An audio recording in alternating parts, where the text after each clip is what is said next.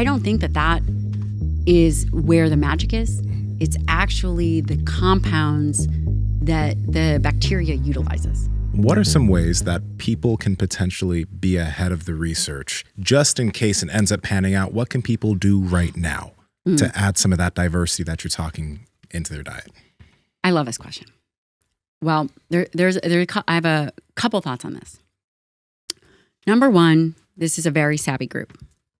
This audience has likely been listening to you guys and hearing a lot of experts come on, and you guys do a great job at interviewing. I mean, mine is terrible, but you guys are doing okay with this. Like, you're all right. Thank you. I would say, number one, despite what you are hearing in the media, if you have already not experimented with a higher protein diet, everybody should do that. Higher protein diet, first meal of the day, I don't care when it is, restrict carbohydrates. Perhaps utilize your carbohydrates in and around training and think about it as a meal threshold of carbohydrate. 50 grams or less, okay, which is a lot. But this is, again, for the listener who perhaps is not experimented with their own body. So being protein forward, understanding and thinking about carbohydrate in a meal threshold amount, 50 grams or less, would be a great place. And don't have carbs that first meal. Again, there's nothing magical about it, but it will have the potential to start your day off right, balance your blood sugar, prioritize protein. Okay. The second aspect of that is I would then also experiment with every 3 months, potentially trying a protein restriction for 4 days. Just see what their experience is. Fruits, vegetables, methionine restrictions. And so have a vegan experience. See how you do for 4 days. The other thing that I would say is adding in prebiotics. So on the label, you will see kombucha. And kombucha will tell you about all the probiotics and all the colonies. I don't think that is where the magic is. It's actually the compounds that the bacteria utilizes. So it's not actually the probiotics. It's the prebiotics and the components that we don't even know enough about. Adding in kombucha, adding in like sauerkraut, adding in any of those kinds of prebiotic fibers, polyphenols. There's a compound called in pomegranates called urolithin A.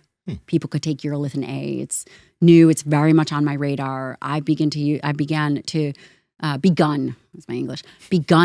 listen, can't be good at everything. Begun to use it. So these kind of compounds and these polyphenols, which again, swing back from the strictly carnivore group because they're missing all these. And again, nutrition biodiversity is individual, right? Which we see. So those are a couple of the recommendations that I would give people to stay ahead of, is to really think about the polyphenols, the colors, potentially add in urolithin A, go through periods of calorie restriction. Yeah. Supplements or hormones that you might utilize yourself. Testosterone. You use testosterone? I use, low dose testosterone. I told you she's not natural. You guys fucking didn't believe me. I was like, there's no way. She's so jacked.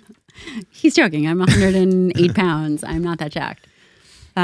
You do look muscular, though. You look great. Thank you. And the truth is, I had 2 babies in 2 years. So I always had muscle. I've trained my whole life. It's not, probably didn't grow I probably lost muscle. So you asked me, what are some of the things that I have used? So I have cycled through metformin, which I don't really use anymore.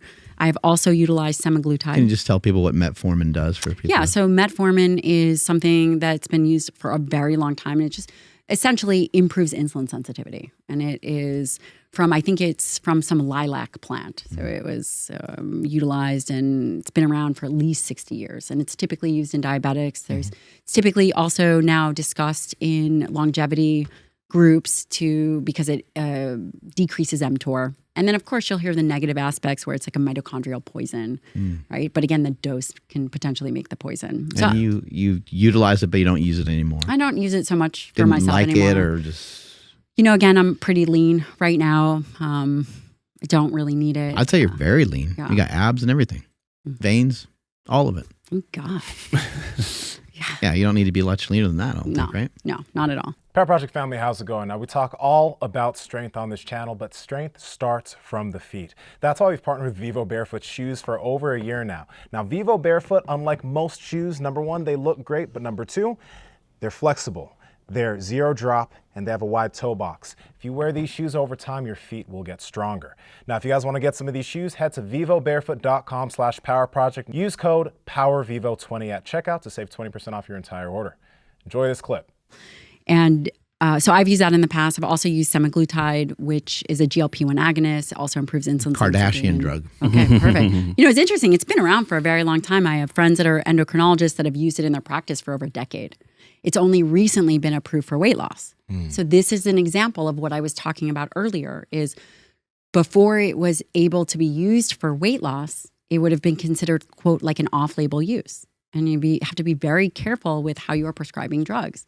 But as it goes through the rigmarole of FDA approval, now these things can be utilized and would be considered a safe standard of care. Of course, I'm not giving anyone medical advice on the show, but I'm just bringing attention to the fact that there are restrictions in utilization of these things. So, and I've used progesterone to sleep. I don't really use it now. Right now, I really focus on training. I train heavy 3 days a week. I'm just getting back into CrossFit. Thought I'd try my hand out for some injury. It's about that time. Now that I'm done being pregnant, I might as well give the old, potential injury a go. I'm also planning on picking up jujitsu. Yeah. Nice. Yes. So that is going to be on the docket for the next 2 weeks. That'd be fun family thing to do. What does semaglutide do, and whose radar should it be on? Like, is this something that maybe should be on the radar? I mean, we talked about you're very lean. Should this be on the radar of some folks that just want to lose weight and I believe yes. Been stuck? I believe it is one of the best drugs that I've ever seen. There was phentermine. People used phentermine, which is a stimulant. It can affect your heart. Although, phentermine can be safe. Again, there's stimulatory effects that affect your appetite. A GLP-1 agonist, it essentially affects gut hormones. And what it does is it improves insulin sensitivity. So you are able to, your insulin that your body makes is more effective.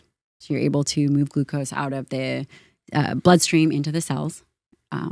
The other thing it does is it slows gastric emptying. From my perspective, it resets hunger.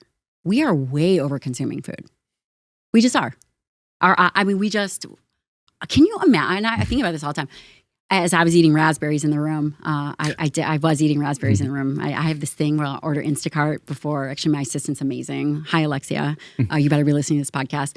She will order the, I'll have water and I'll have raspberries. And so I was eating these raspberries and I was thinking, God, you know how long it must have taken someone to actually pick these? Have you ever picked raspberries? I have not. Okay, so you pick them and like half of them fall off and you're like, this is a total waste. And then you go to pick another one. And that whoever picked it must have taken them an hour to actually pick that. Yeah. I am saying this. They don't pick them that way, but. They don't? No. Machine, well, right? I mean, but we used to. Doug, I had a cotton joke I was just so ready to go with, but I was like, nope. It still takes a lot of effort. Still does. But we were probably designed to put in that effort before we're able to eat that food. Mm-hmm. If we were designed to put in that effort, I mean, think about not a peanut, but I don't know, almond. Can you imagine if you had to crack all those almonds? God, fuck that. Wait, whoa. Or like almonds. A walnut or something? What's an almond initially like before you? It's like terrible. It's like and I don't imagine even think a bigger one, but just you would eat. I'll pull up. You would eat like 3 of them, and you'd be pissed. But how do you pick them? Is there almond trees? Do you have to go? I mean, do you realize how much effort? And this is all getting back to the big picture of semaglutide and how we're overeating everything. If you had to actually put in the effort of what you were consuming, the energy output would be greater. Mm-hmm. They're a pain in the ass to open. Oh, see? First of all, and not only that, can you even eat it raw? I mean, raw almonds are, no offense to anyone, they're like gross. Yeah, you need some salt on there or something, right? Definitely. But you know how long that probably took to pick and then crack open? Yeah. And how much water it takes to fucking water an almond tree? Man, I can't it's even. Impossible. I can't even. By the way, we cannot eat ourselves out of climate change. I'm just going to go on record as saying that. You cannot eat yourself out of climate change. Back to semaglutide. Semaglutide can regulate hunger. Hormones like the GLP-1 agonist and hunger. We are hungrier than potentially we should be. We are overeating in a way that we are having access to food that is, it just would take much more effort. Yeah. And that's why I love semaglutide. I think anyone that has, and I say this very cautiously, I have seen it work very well for individuals with binge eating disorder, individuals that absolutely cannot control their hunger. And of course, it has side effects. Nothing is without major side effects. We must have that discussion. You can get pancreatitis, you can get inflammation of the pancreas, you can get massive nausea and vomiting. It's almost like being pregnant, but different. There's a black box warning if someone has a multiple endocrine neoplasm, all these things, right? I don't want to go down this other rabbit hole, but I just want to lay something at your feet. But you promise me we're not going to go down this rabbit hole. It depends on what it is. But Mark, I'm not going to bring it up. Hey, I know you guys enjoyed the video, so like, comment, subscribe, and head to the Power Project Discord below. Talk to y'all later.